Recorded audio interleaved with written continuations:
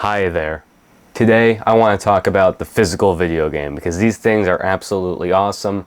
I love the nice sturdy case with the delightful artwork on the outside, the fully colored paper manual explaining the game, and just being able to see a shelf of all the games you've bought, collected, and received over the years is super satisfying. It's just a wonderful thing to behold, but the issue is that these things are dying out very fast. And while I don't think that they're going to go away for forever, they've quickly degraded from a spectacular definitive release to the absolute bare minimum. I'm going to be going over the evolution and devolution of the physical copy and its pros and cons in comparison to a digital one.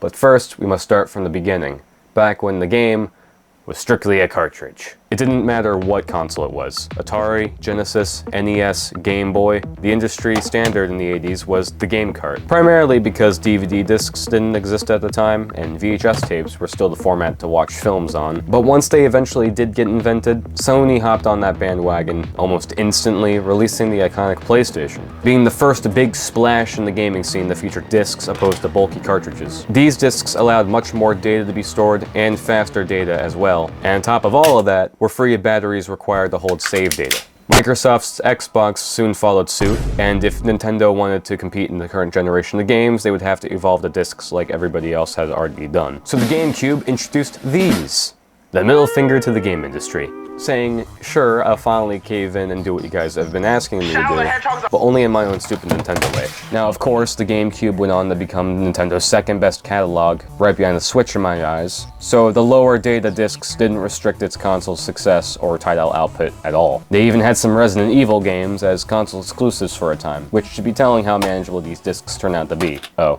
Anyway, Nintendo had a cartridge-focused handheld during the GameCube, another for a Wii, and another for the Wii U, using both traditional game carts and also discs when releasing first-party titles for the corresponding generation. Because you can't have this and this unless you're Sony and are on drugs. But seriously, how did this thing sell well? Like, am I missing something? Anywho, later on Nintendo took the half-baked novelty of the Wii U gamepad and the cartridge and merged them to create the Switch. So basically Nintendo's going to be using cartridges for the rest of their career, I hope.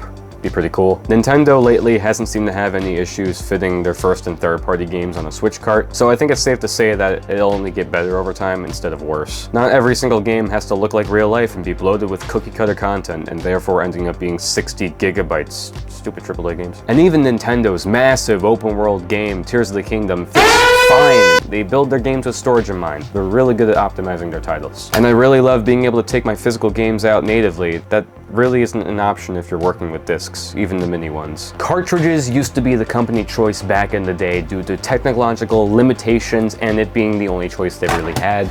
But after Xbox and PlayStation came in and made discs and Blu-ray discs the norm, I still feel like cartridges have plenty of say in the gaming scene and aren't a technological step back in the slightest, and I hope they stay.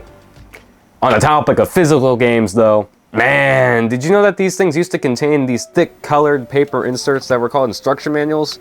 No? Well, not too long ago, back when the GameCube and Wii were still running, they used to be standard with games. They would give insight on what the game is about, some information on the characters, maybe a map, or tell you the controls. Originally, these were invented as a necessary inclusion because old retro games didn't have in-game tutorials. You'd press start, and the game would just begin with no further explanation. Manuals were important because, other than the back of the case, it would be the only thing the game would really tell you before getting thrown right into the experience. Of course, as of recently, games have become significantly more accessible to newcomers, having brief tutorials, maybe a few lines of text, or a couple hints. Therefore, these little manuals have had really no purpose other than being something to read for fun. These manuals didn't just disappear all of a sudden though when game design evolved.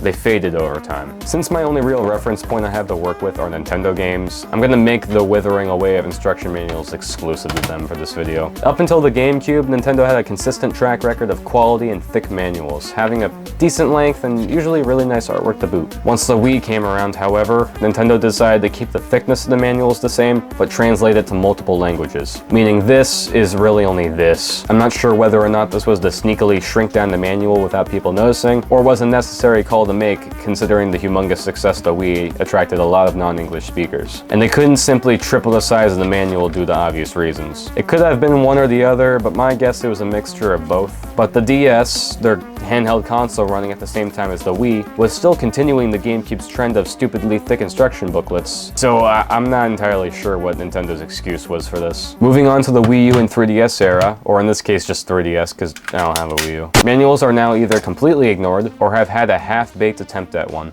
While these manuals aren't exactly what I'd like to see out of Nintendo, they're creative and have enough of a personality to the point where I could at least get behind them a little. I think it was a decent shot at what they could have done besides going all out, and if they really wanted to save paper and ink, this worked fine and I'm content with it. Except I'm not actually, because these were very inconsistent. Games like Smash have very cool inserts, and then Animal Crossing has basically nothing. None of the Zeldas have any, and I would have loved to see one for all of them. And then some third parties like Shovel Knight and Resident Evil went all out and made DS manuals for themselves. Normally, 3DS games have these black and white sheets explaining how to access the digital manual, and while some of these are cool, come on. On the bright side of things though, the Switch at least bothered to include tabs on the inside of the cases for paper inserts, even if Nintendo no longer makes them. This allows third-party publishers to make manuals for special indie releases. Yep, instruction manuals went from this to an expensive novelty you'd be lucky to even get. While digital games, I can at least see the appeal of, just the idea alone of these instruction manuals are stupid, man. Why? If you put a little how-to section on the main menu or a tutorial, it would amount to the exact same result, except better. This is just a waste of time. And speaking of digital, let's talk about the pros and cons of physical and digital copies. You already know what's gonna win. For physical, it can be traded or shared or sold. It looks nice on a shelf and can be admired. You can't lose it, and it's yours until you decide it is no longer. It has a definitive feeling to it, and it feels like how you're intended to enjoy the media. It's an actual piece of matter you can hold. It exists, unlike your girlfriend. For cons, it can technically deteriorate. There are many factors to consider here, but basically it will not last for forever. Save data is more complicated to deal with. It takes up space, but not really. Titles no longer being manufactured could drop in value and you end up wasting $30 for no reason. Once the console servers shut down inevitably, unless there's a jailbreak workaround, you're locked out from updating your games from the version the cartridge came as.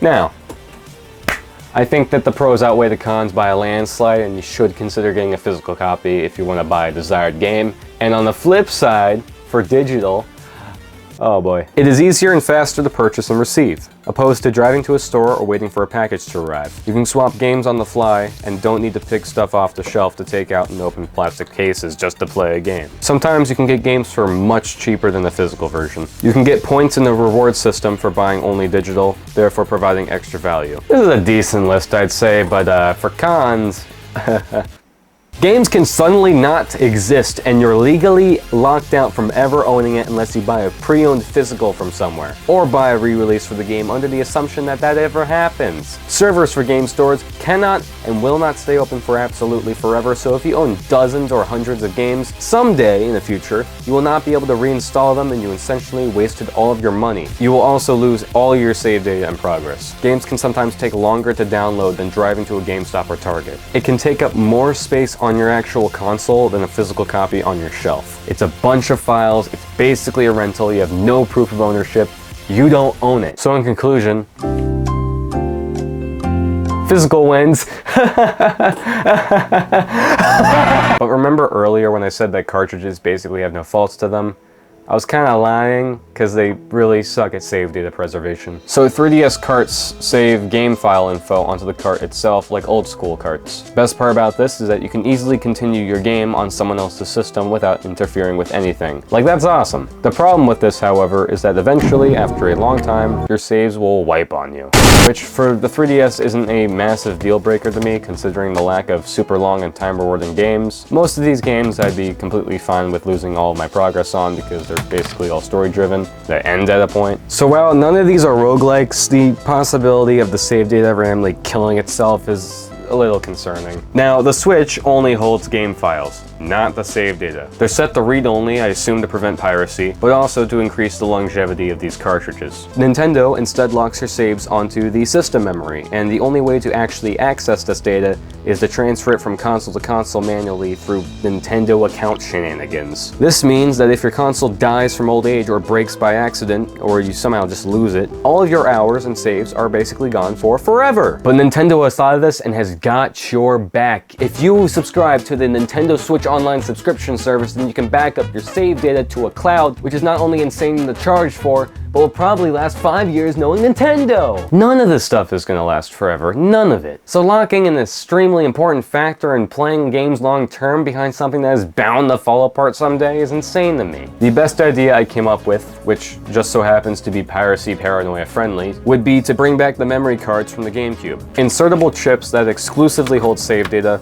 and aren't manageable besides on the console itself. It would hold the save data for each and every one of your games and can be switched freely between consoles inconsequentially, but if 2 slots like on the GameCube were featured on a handheld, you can copy and paste your save data from specific titles onto another card. This would be awesome because you could copy all of your games' save data onto a second backup card. So if you lose your console, or it gets stolen, or the card is destroyed along with it, you still have what matters most. And you can copy all of it onto another once you lose one, so you still have a backup. If Nintendo was willing to try another shot at these memory cards, like back on the GameCube, but in a smaller form and for a handheld, I feel like with modern day technology, they would be able to pull off making one reliable and powerful enough to hold this information for dozens of years. But even with all these pros and cons and funky flaws, I still freaking love physical media. The satisfying feeling of knowing it's in your hands and you own it and no one can take it away from you is super reassuring. Console servers simply aren't reliable. They're just not, and even worse with Nintendo, and with every passing generation of games brings another reason to shut down the previous. The pros that physical games have of being able to share them with others and be collected and displayed make them super appealing to me. While digital games definitely still have their place, I mean, especially on PC, physical is just playing better in my eyes, and I usually end up buying a physical copy for games I already own and have played on Steam if I really like them and see enough replayability in them to justify it. And I don't end up wasting much money doing this either because games are dirt cheap on Steam, so I find the strategy to be worth it. So yeah, that's my dumb video. If you enjoyed, like and subscribe. I'm gonna make an Ultra Kill review soon. I swear